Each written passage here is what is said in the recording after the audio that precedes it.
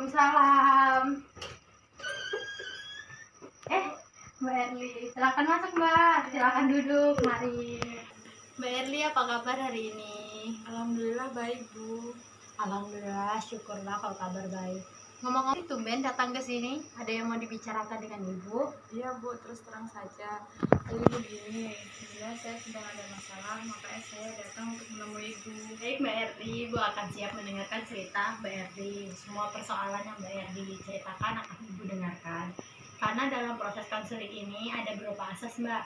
Yang terpenting adalah asas kerahasiaan. Jadi apapun yang Mbak Erli ceritakan nanti bersifatnya pribadi dan rahasia. Gitu Mbak. Iya, Bu. Jadi begini, Bu, sebenarnya saya ada masalah dengan tante saya. Lalu? Sebenarnya saya masuk ke jurusan ini bukan karena keinginan saya, Bu. Itu sungguh bukan keinginan saya untuk masuk di jurusan ini. Sebenarnya awalnya saya ingin masuk ke jurusan kehutanan.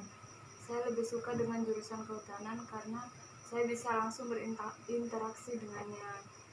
Dan saya juga lebih suka mengeksplor keindahan alam, Bu. Sedangkan kalau di dunia pendidikan, saya terkadang bosan untuk terus bekerja di dalam ruangan.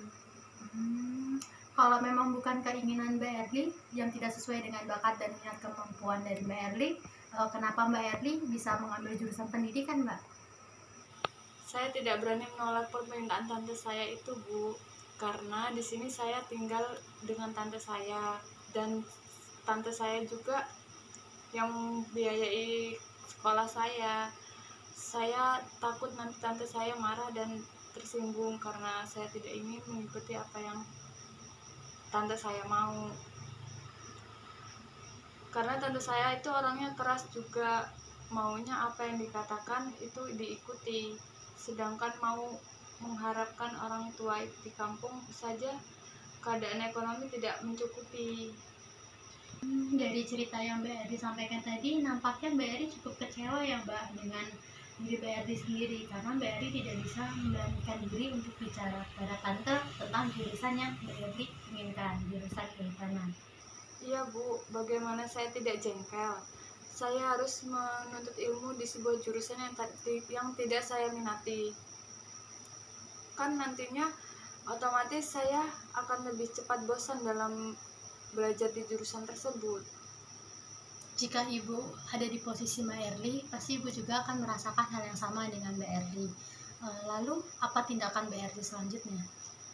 Dengan itulah saya datang kemari untuk meminta masukan dan pendapat dari Ibu. Saya ingin berubah, Bu. Berubah? Saya ingin sekali bisa mengatakan tidak kepada tante saya. Saya ingin betul-betul mengembangkan minat saya yang saya inginkan, Bu. Tetapi saya tidak mau membuat tante saya marah. Jangan sampai nanti bertambah mempengaruhi sekolah saya, Bu. Jadi dapat dikatakan di sini bahwa Mbak Erli sebenarnya tidak setuju ya Mbak dengan permintaan dari tante Mbak Erli. Jadi sebenarnya Mbak Erli ingin sekali mengembangkan bakat dan minat yang sesuai dengan bakat Mbak Erli. Bukan begitu Mbak? Iya, benar, Bu. Coba Ibu pikirkan, saya selalu menuruti kemauan tante saya tanpa memperhatikan keinginan saya sendiri. Sedangkan yang akan menjalinkan nantinya kan saya. Saya juga memiliki keinginan, Bu.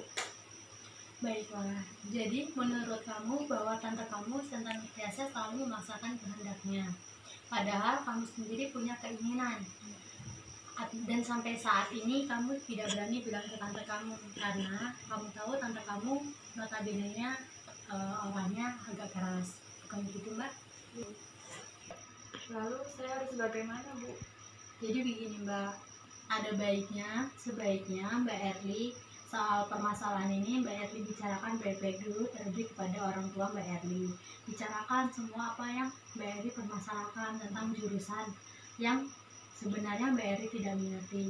Nanti jika orang tua Mbak Erli sudah paham apa yang dimaksud dengan Mbak Erli dan mendukung Mbak Erli, nah jadi Mbak Erli bisa mengajak ayah dan ibu Mbak Erli untuk bicara dengan tante Mbak Erli supaya tidak ada yang merasa diberatkan. Jadi Mbak Erli harus yakin apapun semua itu masalah jika dibicarakan dengan baik-baik semuanya pasti akan terselesaikan Mbak. Baik Bu, nanti saya akan coba untuk membicarakannya setelah saya pulang dari sini nanti. Baik, setelah proses konseling ini, bagaimana perasaan yang telah Mbak Erli rasakan? Saya sudah merasa lega dan nyaman Bu. Bahkan saya sudah berani untuk menjelaskan kepada tante saya nanti. Oh, alhamdulillah, baiklah. Terima kasih atas bantuannya. Saya sangat merasa lega dan semoga bermanfaat juga buat saya ke depannya. Saya mohon pamit dulu ya Bu. Oh iya, baik Mbak Erli, semoga bermanfaat.